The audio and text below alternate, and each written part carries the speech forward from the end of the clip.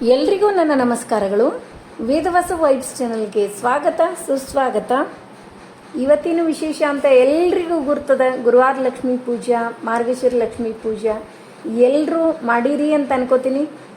ಹೆಚ್ಚಾಗಿ ಎಲ್ಲರೂ ಸಾಯಂಕಾಲ ಮಾಡ್ತಾರೆ. ಮತ್ತು ನಾನಂತೂ ನಮ್ಮ ಸಮಸ್ಯೆಯನ್ನು ನಿಮ್ಮ ಮುಂದೆ ಹೇಳೇ ಬಿಟ್ಟಿನಿ. ನಾನು ಎಷ್ಟೋ ವರ್ಷಗಳಿಂದ ಮುಂಜಾನೆನೇ ಮಾಡೋದು. ಯಾಕಂದ್ರೆ ನಾವು ಬೆಳಗ್ಗೆ ಎಲ್ಲ ಸ್ಕೂಲಿಗೆಲ್ಲ ಹೋಗಿ ಬರೋದಿರ್ತದೆ. ಹಾಗಾಗಿ ಬೆಳಗ್ಗೆನೇ ನೈವೇದ್ಯ ಎಲ್ಲ ಪೂಜಾ ಅಷ್ಟು ಮುಗಿಸಿ ಸಾಯಂಕಾಲ ಊಟ ಮಾಡೋದು ನೋಡ್ರಿ. ಇಷ್ಟದ. ಮತ್ತು ಈಗ ನೋಡ್ಲಿಕ್ಕತ್ತದ್ದು ವಿಡಿಯೋ ನಮ್ಮ ಬಿಜಾಪುರದಾಗ ಕೋರ್ಟ್ ಹತ್ರ ಇರುವ ನಂಜನಗೂಡು ರಾಯರ ಮಠದ ವಿಡಿಯೋ ರೀ. ಇಷ್ಟು ಹೇಳಿದಾಗ ನಿಮಗೆ ಗೊತ್ತಾಗ್ಬಿಡ್ತದ ಗುರುವಾರ ದಿವಸ ಯಾವ ವಿಡಿಯೋ ಅಂತ ಕೇಳ್ತೀರೇನ್ರಿ. ಅಂದ್ರೆ ನಿನ್ನಿನ ದಿವಸ ಚಂಪಾಷಷ್ಠಿ ಇತ್ತು. ಚಂಪಾಷಷ್ಠಿ ಅಥವಾ ಸ್ಕಂದ ಷಷ್ಠಿ ಮಾಸಗಳಲ್ಲೇ ಅತ್ಯಂತ ಉತ್ತಮವಾದ ಮಾಸ. ಹಾಗೆ ಭಗವದ್ಗೀತೆಯಲ್ಲಿ ಶ್ರೀಕೃಷ್ಣ ಪರಮಾತ್ಮ ತಾನೇ ಮಾಸಗಳಲ್ಲಿ ಮಾರ್ಗಶೀರ್ಷ ಮಾಸದಲ್ಲಿ ತನ್ನ ವಿಭೂತಿ ರೂಪ ಇರುತ್ತದೆ ಎಂದು ಹೇಳಿದ್ದಾನೆ. ಇಂತಹ ಪವಿತ್ರವಾದ ಮಾಸಗಳಲ್ಲಿ ಬರುವ ಶುಕ್ಲ ಷಷ್ಠಿಯಂದು ಸ್ಕಂದನ ಅಂತರ್ಯಾಮಿ ಪ್ರದ್ಯುಮ್ನ ರೂಪಿ ಮತ್ತು ಶೇಷದೇವರಲ್ಲಿ ಸಂಕರ್ಷಣ ರೂಪಿ ಪರಮಾತ್ಮನನ್ನು ಅಭಿಷೇಕ, ಗಂಧ, ಪುಷ್ಪ, ಧೂಪ, ದೀಪಾದಿಗಳಿಂದ ಪೂಜಿಸುವ ದಿನವೇ ಸ್ಕಂದ ಷಷ್ಠಿ. ಅಂದ್ರೆ ನಾವೇನಂತ ಕರಿತೀವ್ರಿ ಅದಕ್ಕೆ ಚಂಪಾಷಷ್ಠಿ ಅಥವಾ ಸುಬ್ರಹ್ಮಣ್ಯ ಷಷ್ಠಿ ಅಂಥೇಳಿ ಹಲವಾರು ಹೆಸರುಗಳಿಂದ ಒಂದೊಂದು ಕಡೆ ಒಂದೊಂದು ಹೆಸರಿನಿಂದ ಕರಿತೀವಿ. ನೀವು ಎವ್ರಿ ಇಯರ್ ನೋಡೇ ಇರ್ತೀರಿ. ಚಂಪಾಷಷ್ಠಿ ದಿವಸ ನಾವು ರಾಯರ ಮಠದೊಳಗೆ ಅಥವಾ ಮನೆ ಒಳಗಾದರೂ ಕೊನೆಗೆ ನಾವು ಮಠಕ್ಕೆ ಹೋಗಿ ರಂಗೋಲಿ ಹಾಕಲಿಕ್ಕೆ ಆಗಲಿಲ್ಲ ಅಂದರೂ ಮನೆ ಒಳಗರ ರಾಯರ ವೃಂದಾವನವನ್ನು ತೆಗೆದು ನಾನು ದೀಪಗಳನ್ನು ಹಚ್ಚಿರ್ತೀನಿ. ಲಾಸ್ಟ್ ಇಯರು ನೋಡಿರಿ ನೀವು. ಈಗ ಇಲ್ಲಿ ನಂಜನಗೂಡು ರಾಯರ ಮಠಕ್ಕೆ ಬಂದೀವಿ. ಸ್ಕೂಲ್ ಮುಗಿಸ್ಕೊಂಡು ಎಲ್ಲರೂ ಈ ಕಡೆ ಬಂದೀವ್ರಿ. ಬಂದು ಇಲ್ಲಿ ವೃಂದಾವನವನ್ನು ತೆಗಿಲಿಕತ್ತೀವಿ. ಯಾಕಂದ್ರೆ ಕಾರ್ತಿಕ ಮಾಸದೊಳಗೆ ದಿನನಿತ್ಯ ಒಬ್ಬೊಬ್ಬರು ಕಾರ್ತಿಕ ಹಚ್ಚಿರ್ತಾರೆ.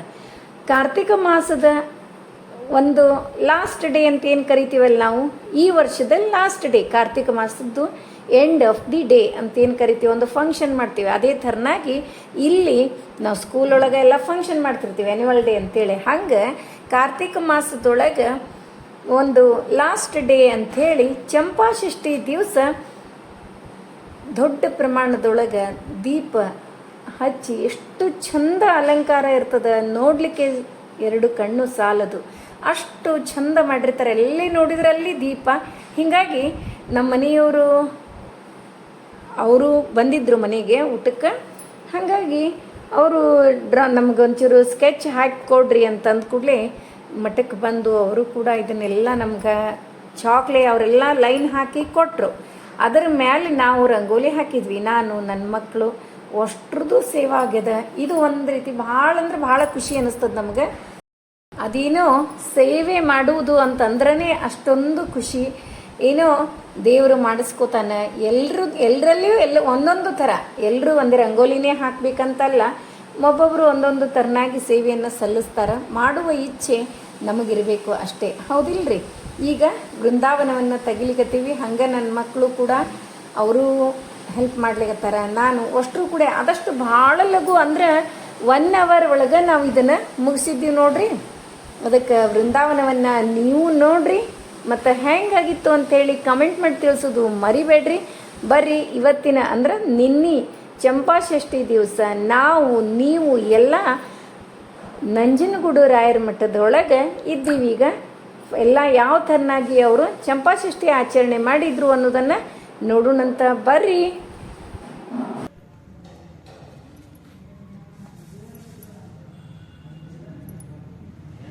ದಿನಕರನುದಿಸಿದನು ಧರೆಯೊಳಗೆ, ದಿನಕರನುದಿಸಿದನು, ದಿನಕರನುದಿಸಿದನು ಧರೆಯೊಳಗೆ, ದಿನಕರನುದಿಸಿದನು. ದಾನವ ಕುಲದಲ್ಲಿ ಕ್ಷೋಣಿಯೊಳಗೆ, ದಾನವ ಕುಲದಲ್ಲಿ ಕ್ಷೋಣಿಯೊಳಗೆ, ದಿನಕರನುದಿಸಿದನು ಧರೆಯೊಳಗೆ, ದಿನಕ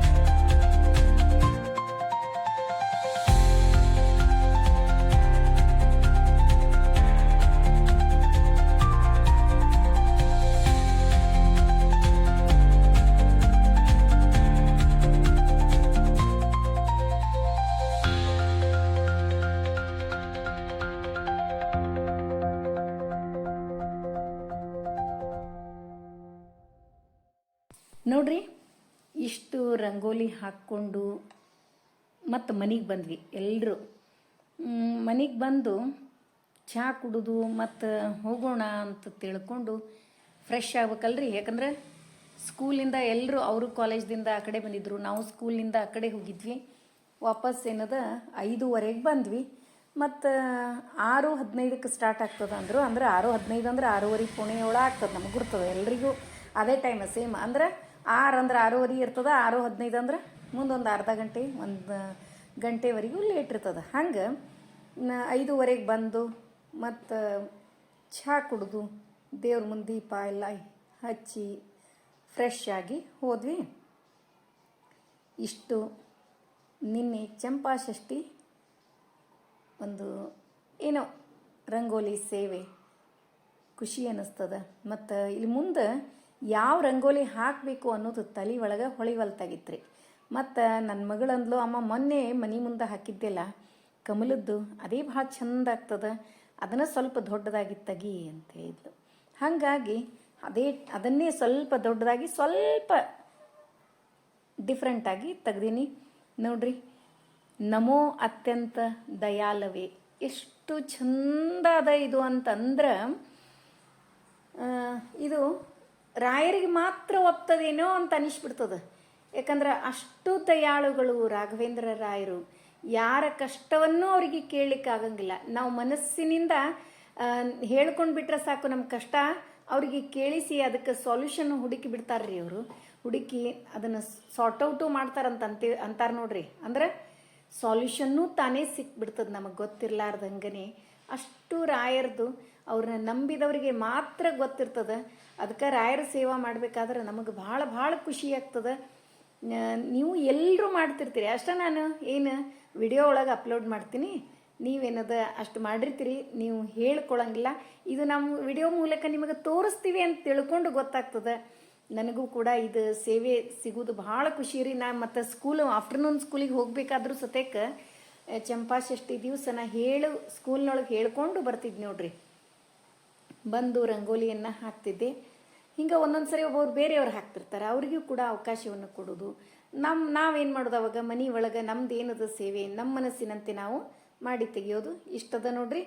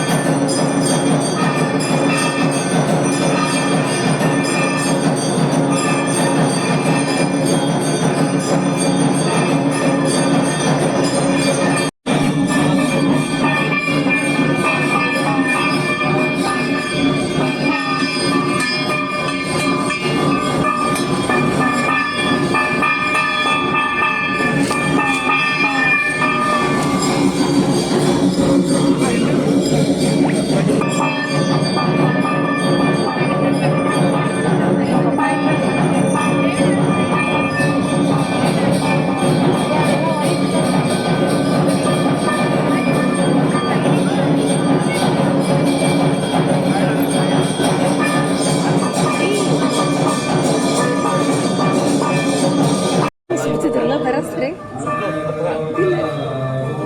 ಅದು ಕಪ್ಪು ಅಷ್ಟೇ ಅಲ್ಲ.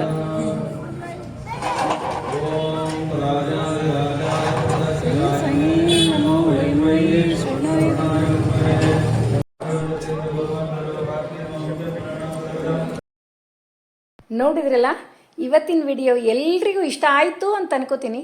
ನಮ್ಮ ವಿಡಿಯೋಗಳು ನಿಮಗೆ ಇಷ್ಟ ಆದರೆ ಲೈಕ್ ಮಾಡಿರಿ, ಶೇರ್ ಮಾಡಿರಿ. ಹೊಸದಾಗಿ ನೋಡ್ಲಿಕ್ಕತ್ತವರು ನಮ್ಮ ವಿಡಿಯೋಸ್ ಇಷ್ಟ ಆದರೆ ಬಿಡ್ಲಿಕ್ಕೆ ಹೋಗಬೇಡ್ರಿ. ಲೈಕ್ ಮಾಡಿ, ಸಬ್ಸ್ಕ್ರೈಬ್ ಮಾಡಿರಿ. ಹಂಗೆ ಫ್ರೆಂಡ್ಸ್ ಆ್ಯಂಡ್ ರಿಲೇಟಿವ್ಸಿಗೆಲ್ಲ ಶೇರ್ ಮಾಡ್ತಿರಲ್ಲ. ಮತ್ತೆ ಮುಂದಿನ ವಿಡಿಯೋದಲ್ಲಿ ಸಿಗೋಣ. ಧನ್ಯವಾದಗಳು. ಇಷ್ಟು ನೋಡ್ರಿ, ಇಲ್ಲಿ ಹೊರಗೆ ಎಲ್ಲ ಒಳಗಡೆ ಪೂಜಾ ಎಲ್ಲ ಮುಗಿಸಿದ ತಕ್ಷಣ ಲಾಸ್ಟಿಗೆ ಏನದ ಇಲ್ಲಿ ಎಣ್ಣೆ ಹಾಕಿ, ಎಳ್ಳೆಣ್ಣೆ ಹಾಕಿ, ರೇಷ್ಮೆ ಬಟ್ಟೆಯಲ್ಲಿ ಹಾಕಿ ಇದನ್ನ ಇದು ಮಾಡ್ತಾರೆ. ಇದರಿಂದ ಬಿದ್ದ ಕರಿ, ಕೆಳಗಿನ ಕರಿ ಇದು ಬೀಳುತ್ತಲ್ರಿ, ಅದನ್ನು ಮಕ್ಕಳಿಗೆ ಎಲ್ಲರೂ ಹಚ್ಕೋತಾರೆ. ಹಂಗೆ ಅದರಿಂದ ಯಾವುದೋ ದೃಷ್ಟಿ ಆಗೋದಿಲ್ಲ ಅನ್ನೋ ನಂಬಿಕೆ, ಎಲ್ಲವೂ ನಂಬಿಕೆ ಮೇಲೆ ನಿಂತದ. ಹೌದಿಲ್ರಿ?